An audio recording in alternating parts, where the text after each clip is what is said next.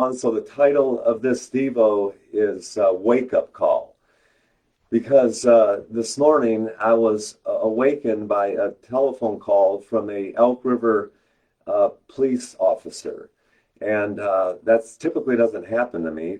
It has a few times with people, being a pastor with people maybe who have died or in trouble, but this was about me. And he basically said, "Hey, do you own this vehicle?" And he asked my vehicle. And make a long story short, I lent my vehicle to a good friend of mine who's going through some hard times. He's a hardworking guy, but just as he's looking for a vehicle. And so I lent him my Mercury, and that's fine.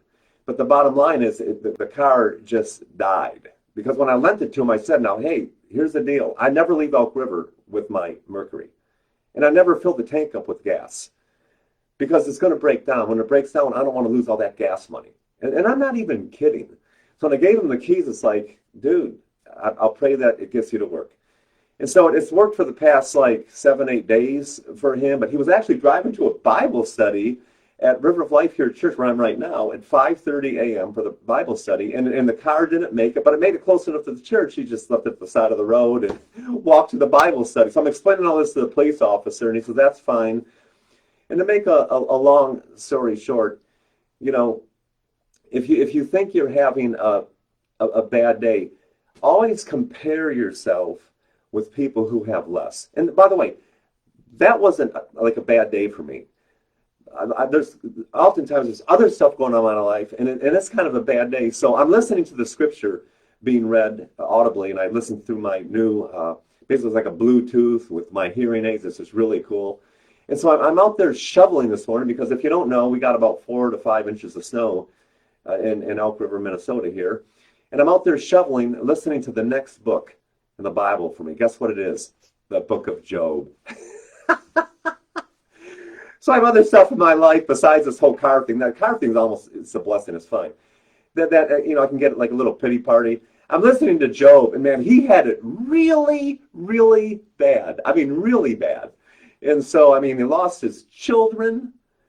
The only one that God left alive was basically his wife, who basically cursed his birthday. And so he's married to this insensitive, kind of cankerous wife. And he just hangs on and has faith through the whole thing. So I listened to like, so far, 54 minutes of Job being read. And I'm just telling him, I got it. So good.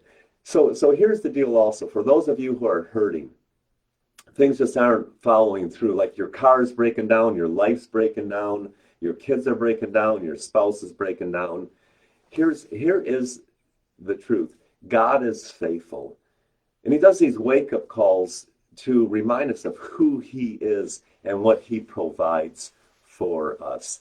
As I'm shoveling my driveway this morning, listening to Job, thinking about other things in my life with friends who are really hurting and stuff in my life that I have to deal with still, because God's always working on me. I'm a piece of work, right? I'm just comparing myself with Job and saying, man, I want to be like Job.